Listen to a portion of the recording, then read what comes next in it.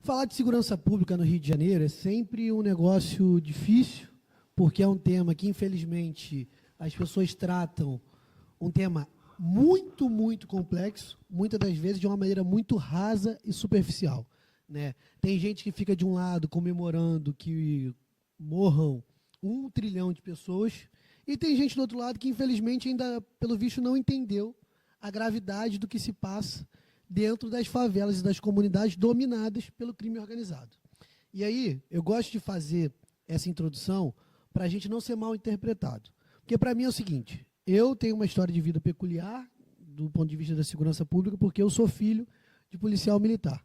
Meu pai é policial militar há 25 anos, e há 25 anos ele vive a realidade dura do Rio de Janeiro, de você sair de casa para trabalhar sem saber se vai voltar vivo para casa. E esse é também o sofrimento meu, da minha mãe, do meu irmão, das pessoas que amam ele.